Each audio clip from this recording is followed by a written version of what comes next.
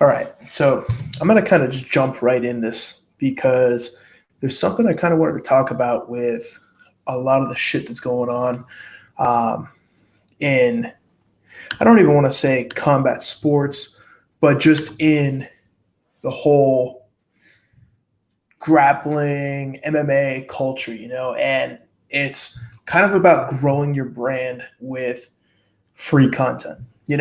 We see a lot of these events that get put behind paywalls. Most people know I'm not a huge fan of flow grappling, but there's a lot of stuff that they do well. Okay. There is a lot of stuff they do well, and they pay the athletes and they allow promoters to have a event where they know exactly what they're going to make on the stream. Okay. Pay-per-view and free content is a lot more risky for promoters. Okay. And that's coming from a promoter standpoint. But I'm telling you, long-term, when it comes to growing a brand and growing a tournament, an athlete, all of that stuff, free content is the way to go. Okay. And I don't really care about short-term losses. I'm doing all my tournaments coming up free on pay-per-view or free on Facebook and free on YouTube. Okay. And I might do it on Instagram too. It's just a little tough because Instagram doesn't allow third parties to send like a custom RTMP to it. So I can't do my like free broadcast there. But it's going to be on YouTube. It's going to be on Twitch. It's going to be on Facebook. It's going to be on all these platforms because I really want to focus on growing the athletes following, and growing people's brands. Investing in athletes is helping them gain followers, helping them gain attention, because the biggest thing that people fuck up is they view the money. Okay. And yes, we all need to make money, but attention is worth more than any money. Here's a perfect example. Okay. Right now, I got like 30 people watching me between Facebook, YouTube, and Instagram. Okay. Not a ton, but that's 30 live captured eyeballs. So if I wanted to start selling something right now, I could do that without people like having to go through different platforms. Another example of this is like if you watch Gordon Ryan when he came up, Gordon Ryan really had his outbreak at EBI 6. But the thing that really got people interested was that no time limit match with Keenan Cornelius at Grappling Industries. And it was super simple, man. Aguzzi just had Facebook Live on his phone, and he went live from there. And everybody saw that match. Like, I think it did over 100,000 views. Think about that. I see the numbers behind pay-per-views. I see the numbers behind a lot of flow grappling stuff because I'm friends with promoters. And I see the numbers that I do on free content. Again, I'm not in this for the short-term gain. I'm in this to be historically correct, okay? And I try to really model the stuff I do in jiu-jitsu after Gary Vee, because Gary Vee has a lot of really good content. He puts it all out there for free. When it comes down to it, whether you're doing instructional videos, you're doing competitions, or any of that stuff, if you put it out there for free, people are going to have that goodwill, and they're also going to have that laziness and this is more just for like instructionals and stuff like that. They're going to have that laziness where they're still going to want those seminars, they'll still buy those DVDs and stuff like that just because they want that extra detail. All right. He calls it jab, jab, cross. Those jab is all that free content. You're giving it out, you're giving it out, you're giving it out. And then you give them that offer, that right hook or that cross.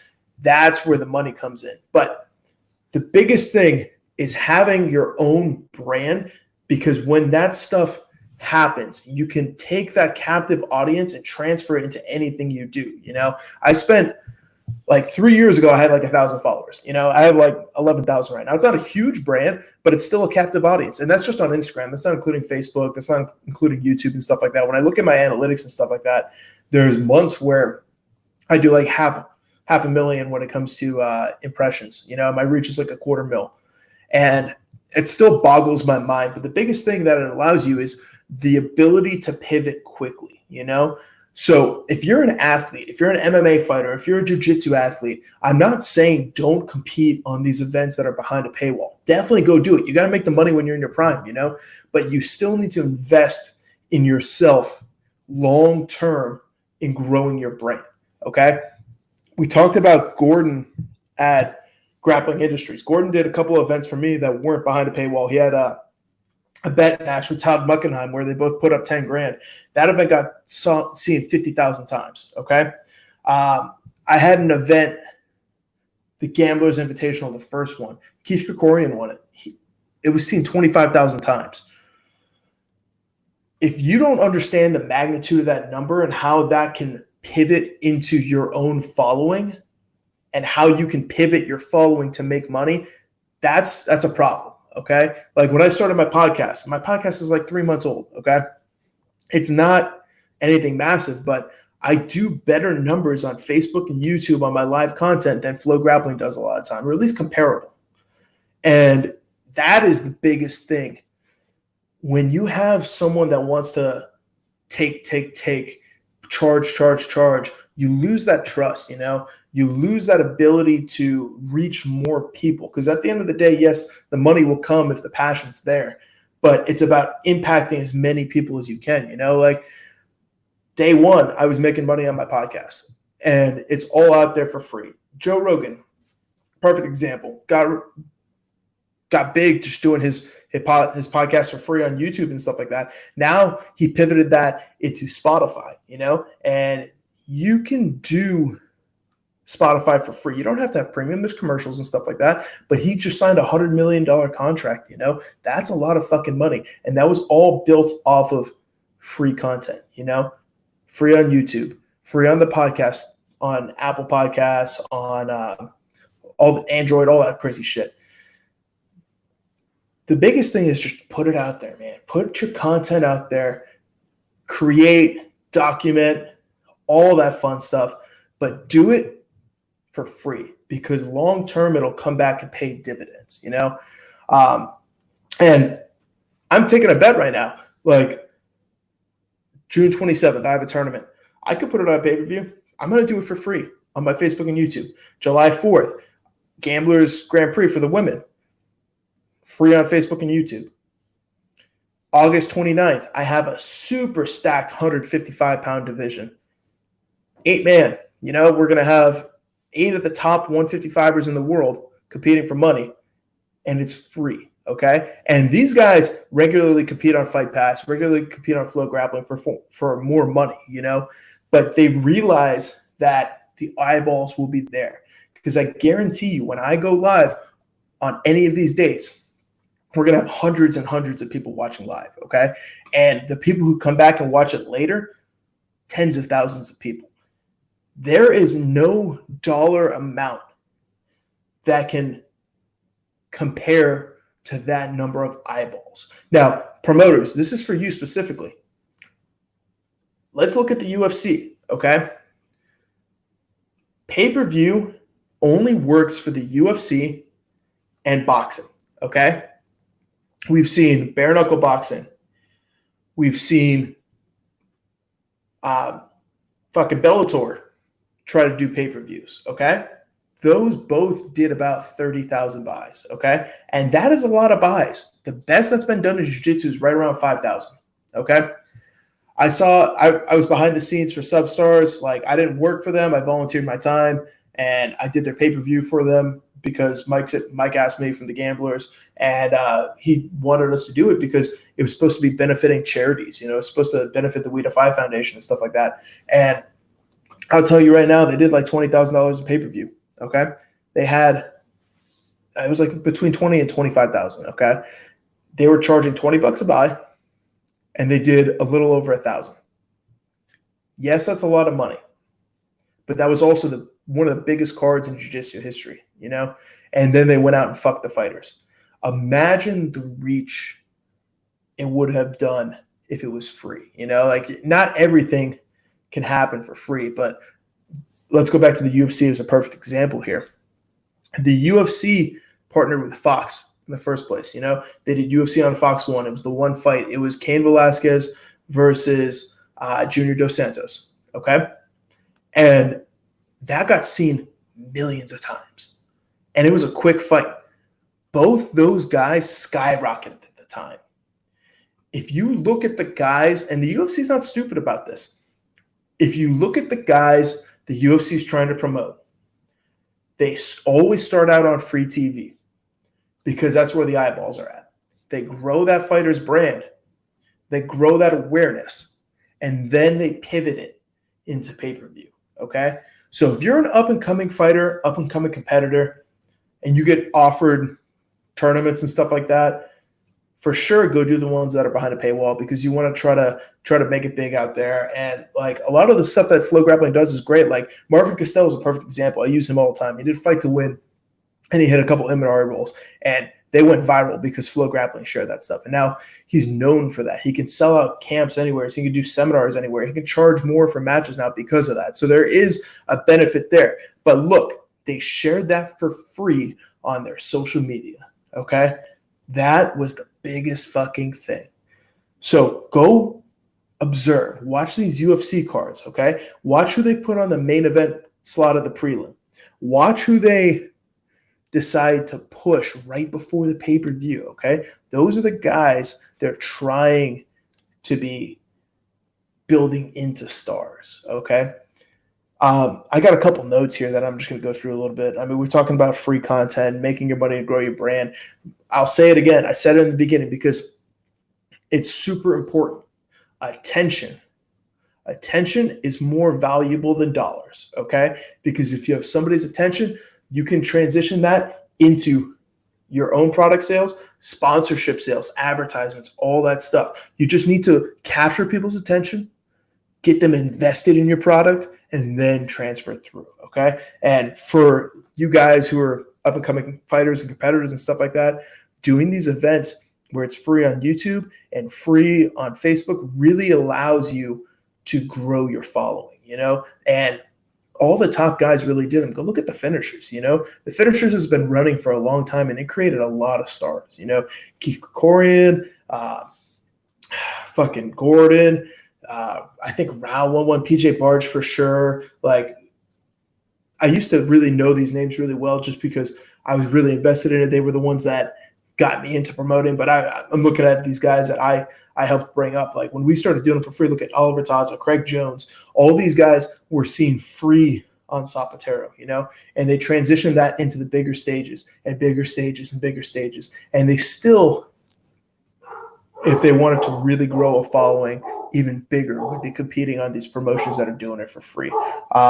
So let's talk about some exclusive contracts too right now, because it just popped in my head. I'm not sure if you guys remember, but Gary Tonin back in the day was offered I think it was $140,000 for a year to sign exclusively with Metamoris. And he turned that down. And back then he was doing EBIs very often. He was doing a lot. He was traveling around. I remember when Gary Tonin would travel the fucking US and do any fucking tournament that had money in it because he was trying to get the experience. He was trying to grow his brand. He was trying to make money. He was just trying to get those matches in, you know? And then Metamoris came through and he was they're $140,000 for a year. I think it was 8 matches, if I'm not mistaken. And he turned it down. I mean, we all know what happened to Metamoris, so fucking real smart idea turning that shit down. But the biggest thing he said was it makes more sense for his brand to compete everywhere. Signing yourself to an exclusive contract is really shackling yourself. And we see that more and more now in MMA. We see these MMA organizations where people are trying to start fighters unions. You know, they're trying to get the Muhammad Ali Act put into MMA like it is in boxing, where the athletes are basically contractors and they let the different promotions bid on fights and negotiate between all of them.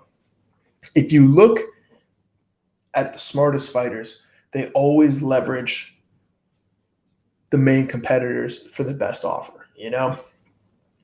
They can start signing shit or selling those matches to different people. So look at Paige Vanzant. She's a really good example right now. Paige Vanzant is on her last fight of the UFC contract, And the UFC put her on the shelf for a while because she said she didn't want to resign. She wanted to test free agency. And honestly, I think she ends up in Bellator, but that's a whole different story. But she's going to leverage the offers from Bellator, the UFC, ONE FC, maybe even PFL, but I don't think they're going to come in with an offer to make the most money and do what's right for her brand. So if you're a jiu-jitsu athlete, you need to understand that if you're in a position where people want to see a certain match, you don't have to take the first offer. If you can get both parties to agree, say, I'm trying to make a match with myself and let's just say fucking Gordon for an example, okay? We both agree to it. Then we can start shopping it around to different promotions where you can see where you're going to get the most money, you're going to get the most leverage, and you're going to get the most eyeballs and attention, what it's going to do for your brand long term. That's the way we need to start thinking. You know, if you're an athlete, you're a business, okay? You're trying to grow your brand and your business so that way long term you can leverage it to make more money. Because here's the thing, competition is a very short-term thing. You can get taken out at any time. You can lose the hype at any time. So you need to get in and out, making as much money as possible and growing your brand as much as possible so that way you can pivot into your next business venture, okay? That's basically what it comes down to. We talked about the UFC. We talked about leveraging different promoters. Like this is the things you guys need to be thinking about. And I think like once a week, probably on Mondays, I'm gonna start coming out and doing these little talks for you guys, all free. You know, like here's the thing, and I talked to a lot of great business minds about this stuff as well. You can put this stuff out there for free and still charge in your fucking course after because people are too lazy to go through that free content. Gordon Ryan said it best one time. He said he was talking about selling DVDs. He says you can go back in his matches and just dissect it and get all that information for free. But most people aren't willing to put in that work.